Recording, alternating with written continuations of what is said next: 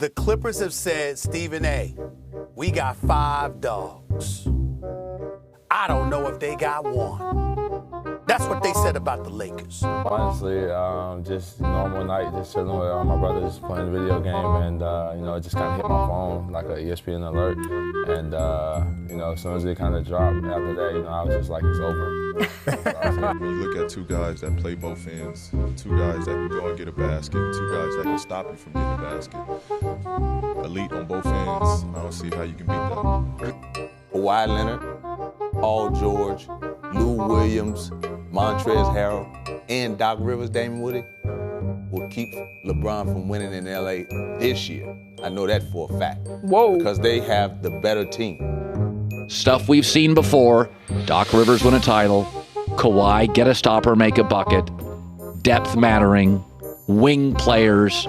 Experience, size, and length is going to win the championship. So the Clippers have the most depth in the NBA. They lead the league in points off the bench. They're disruptive defensively. They're the best team in the league at defending isolation plays. That's why the Clippers are my choice to make it to the NBA Finals out of the West. A shocking upset. They eliminate the heavily favored Clippers here in the second round, and an historic series win. 6-0 in elimination games here in the bubble. Much respect for the coaching staffs, as the Denver Nuggets are going back to the Western Conference Finals for the first time in 11 years. What a performance. A great team performance from these Nuggets.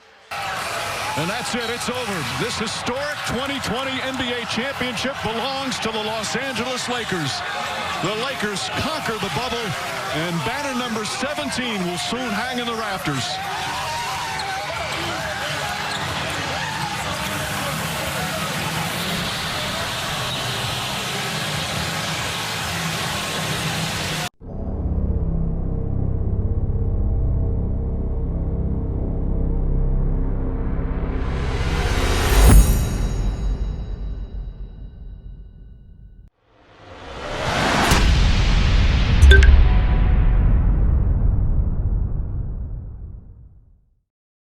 This season so far has been exactly what I've expected for the Los Angeles Clippers. Right now, they're sitting pretty at the 3rd spot in the West. In previous videos, I have stated that there's a big chance that the Clippers won't win the championship this year, but obviously, this is the best opportunity for them to take advantage of what's going on with the Lakers and their injuries and just keeping themselves in a comfortable spot in the West. If the playoffs were to start today, the Clippers would face the Portland Trail Blazers, which is a team that shouldn't be too much for the Clippers to handle. And if they beat Portland, they could potentially face the Phoenix Suns, who are the 2nd best team in the West record-wise, with Chris Paul and Devin Booker leading the charge. That also should be a very intriguing matchup, which I think the Clippers should come out on top of that series. And that's taking nothing from the Phoenix Suns. They've played phenomenal basketball this season, exceeding expectation, but the Clippers are the overall better squad, and it is expected for them to beat the Phoenix Suns. If these matchups are what we're going to see for the Clippers in the first 2 rounds, it shouldn't be too hard for them to get to the Western Conference Finals, I would imagine. But the matchups are likely to change. With the Lakers at the 5th spot right now,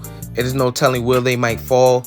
So that could be a potential dangerous matchup for the Clippers if the Lakers are healthy. But Paul George, since the start of the season, has been playing phenomenal basketball. He's averaging 23.6 points, 5.5 assists, 6.3 rebounds on 47% shooting from the field and 43% shooting from 3. The way this man is playing this season, you can definitely tell he's pressed about something. He's playing with a huge chip on his shoulder, and he's eager to prove all the doubters wrong. And then you have Kawhi Leonard, to no surprise, having one of his best statistical seasons, averaging 26 points, 5 assists, 6.6 rebounds on 51% shooting from the field, 39% shooting from 3, and averaging 1.7 steals, showcasing one of his best defensive attributes. Last season when the Clippers lost, a lot of the blame game was going around, and it was stated that Paul George and Montrezl Harrell were not seeing eye to eye, and he was throwing a lot of the blame on him as well as Doc Rivers. So last offseason, the Clippers elected not to re-sign Montrezl Harrell, and he would go on to join the Los Angeles Lakers, making them a far better team depth-wise than they were last year.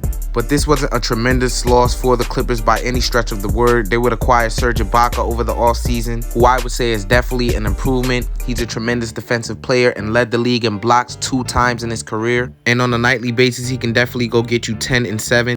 Not bringing that same energized enthusiasm as Montrezl Harrell, but definitely giving you a tremendous defensive effort. Around last month, I believe, Paul George expressed the desire that the team needed a point guard, someone to run the offense, because he didn't aspire to do that on a nightly basis, and I'm sure the feeling was mutual between him and Kawhi. So during the trade deadline, the Clippers acquired Rajon Rondo in a trade for Lou Williams. Lou Will for a while now has not been the 6-man caliber player that he has been known for, although last season he finished 3rd in the runnings for 6-man of the year. But in the bubble, he earned himself a great nickname, Lemon Pepper Lou, because he was caught breaking protocol for some wings, which at the time he was already on an excused absence. But as a result of them lemon pepper wings, he had to be quarantined for 2 weeks in his hotel room in the bubble, with no possible way to exercise his body or get in any type of physical shape. But that is revisionist history and will forever be remembered, and so will Lou Williams' great run with the Clippers. Since the Clippers have had Rajon Rondo, they've went on a 7-game winning streak that was just snapped by the 76ers. The Clippers really got what the doctor ordered in Rajon Rondo. He runs the offense a lot more smoother than what we have seen with Kawhi Leonard and Paul George being the primary ball handlers. Rondo also fits well because he has a very capable and acceptable defensive ability, and his overall IQ for the game is just amongst the best in the NBA. And it's really quite hysterical to me that the Lakers and the Clippers are snatching each other's former teammates and adding them to their squad, you know, making this rivalry even more than what it is or has been, and I think that's really cool. And the Clippers still have Patrick Beverley. We all know what he brings to the team. He has that energy and that defensive determination, as well as Nicholas Batum, who has really been great in his role. He shoots just over 40% from 3 and shoots 45% from the field, averaging nearly 10 points a game. Then there's Luke Kennard, who's been somewhat of an unsung hero for the team. He's one of the better shooters on the team as well. In the game against the Hawks this season, Kennard led the Clippers back from a 22-point deficit in the win. In the final 18 minutes, he scored 20 points, not missing a single shot, going 8 for 8 from the field, and definitely finished with one of his more better performances of the season. The Clippers also have the young Terrence Mann and Big Zubac. Zubac last season had the 15th highest defensive rating, and he had the best offensive rebound percentage. He is a guy who definitely deserves more credit than what he gets. And Terrence Mann has shown a great capability to be a spark coming off the bench, and he has pretty decent potential.